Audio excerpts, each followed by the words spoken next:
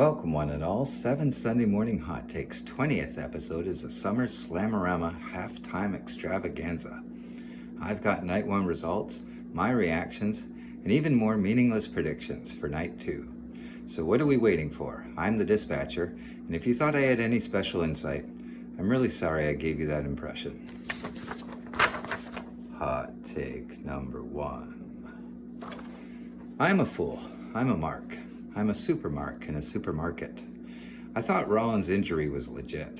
I even convinced myself that LA Knight was the intended subject of the injury angle to cover his SummerSlam absence. On the other hand, I have said before that I think Rollins' ring psychology is the best in the modern era, and if the entire injury was a performance, then I'm even more convinced of his supreme mastery of the kayfabe arts. So Punk wins a match that I thought for sure he wouldn't, and Rollins cashes in when I thought for sure we wouldn't see him. And that was a perfect way to cap off the evening for me. I only got one of my 6 predictions right. That's pretty laughable. Go ahead and laugh. I do want to say this.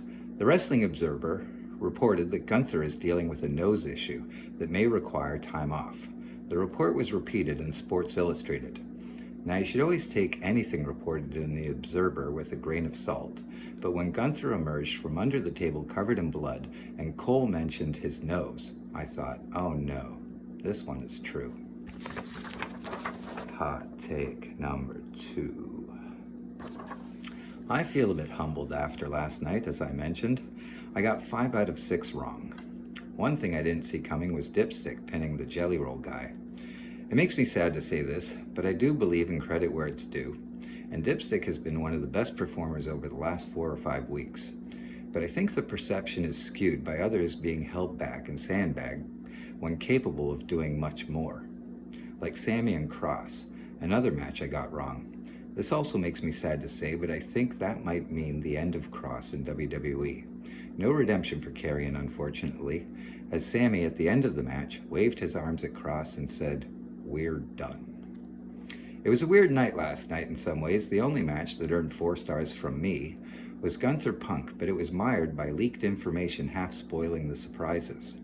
The crowd wasn't quiet, but there were very few "this is awesome" chants. Not nearly as generous as the smaller crowd the night before during the Julia Zelina match. Hot take number 3. Let's try to cover the rest quickly. Tiffany beat Jade clean, which really surprised me, and I think is totally the wrong call, but oh well. And I said Jay would most likely take the pin, but instead he got the pin and looked like a superstar. That didn't bother me, though it did set the tone for the evening. As a quick aside, I love that Bronson Reed took Roman's shoes, and I think he's great. Finally, the only outcome I successfully predicted, Charlotte and Alexa win the tag titles, instantly elevating them, but also testing the curse. I thought that was a pretty good match, and most were, but I also feel like the entire night was intentionally subdued. I have a theory about that. It's a rope-a-dope, a setup. Some might describe last night's action as boring and predictable. Not me, obviously, but some might. And there was some good wrestling on display, but it was mostly by the numbers and very little that could be described as eye-popping or bananas. Again, not too many "this is awesome" chants. But look at tonight's card. 5 of the 6 matches have no disqualification. I'm expecting a wild night too, that begins with a 6-pack TLC and then just keeps climbing in absurdity from there. I'm also hoping for a good surprise return or 2, but we'll get to that later. Hot take number 4. Before we get on to tonight's predictions, not that there's any urgency, I need to address a significant quibble about the end of Friday Night SmackDown. The whole bit with the cage was so utterly contrived. Creative need to do better than that. That was WCW level stupid. Why is the cage there? Because Solo said so? Who's lowering the cage? Why did it just stop and allow Fatu time to arrive and slip under? Why did it resume again? Why does any of it matter if the door's not locked? Perhaps as a tribute to Hulk Hogan, they let Vince Russo write a segment. If true, I hope they never do that again. Hot take number 5. Time to give you my last minute predictions for night 2, but let me remind you, I got 5 out of 6 wrong last night, so be forewarned. I have no idea what I'm talking about. I'll give them to you in the order that I expect them to go, but as always, card subject to change. First match, 6-pack TLC for the tag team titles. This is a hard one, featuring so many good teams. If it were up to me, I'd give it to DIY, but I'm also hearing a lot of support for Fraxium. Despite the popularity of both teams, neither have been presented as the class of the division. Truthfully, I think the best team in the group is the Street Profits, but I don't think they're getting the belts back, nor do I think the titles suit the Wyatt Six gimmick. That leaves Motor City Machine Guns and Andrade and Phoenix. As much as I like Shelley and Sabin, I'm taking Andrade and Phoenix. Andrade is an ambitious guy, and he's been patient since coming back to WWE.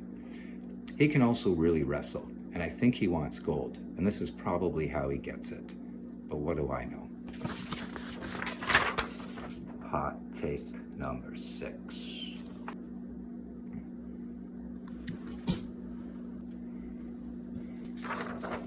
Hot take number 6. I think the second match will be Becky-Lyra. I'm going to swim against the stream and say Lyra. I'm not sure why. If the idea of this program was to elevate Lyra in the IC title, then mission accomplished, and I think you can let her run with it again for another 140 days. Becky and Bayley will be fine either way, but if Lyra loses this match, I'm not sure what becomes of her. Dom versus AJ is next, and if I'm predicting logically and consistently, after 2 surprise title changes, I can't have a third, so I think Dom wins with Roxanne's help, hopefully with Liv Morgan looking on from a seat in the crowd. But of course, that'll never happen. And knowing that the next PLE is in France, I should probably be taking AJ. It's going to be AJ, isn't it? Screw it, I'm taking Dom. Match 4, I think, will be the cage match again, and again, I might be swimming against the stream. I'm picking Solo Sikoa to retain the US title. I'm looking at it from a gimmick standpoint. Fatu doesn't need it, and if Jimmy and Jay reunite for War Games, bringing Roman and Fatu together, the US title just gets in the way. For Solo, though, it fits his character too well. It symbolizes his leadership and prestige. It makes him a king with a kingdom to rule, and he carries it like a crown. Solo retains is my pick. Second last match should be Naomi, Rhea, Io, triple threat. Another tough one. I think Io is out. It's between Mammy and Naomi. Rhea seems like the obvious choice, but she can continue to chase the title all the way to Perth. I feel like Naomi's just getting started and deserves another big win after the big cash-in. So I'm picking Naomi, perhaps with a little help from an old friend. Shh, not gonna happen. Hot take number 7. 3 men walk into MetLife Stadium for a wrestling show and arrive just in time to see the main event. A Frenchman, an Italian, and an Irishman. Their names are Debacle, Fiasco, and Shenanigan, and all 3 are going to feature prominently. The last match will be Cena and Cody. I am taking Cena. That's my bias all the way. My real prediction is that there will be insane shenanigans in this match, and I expect a truly wild finish.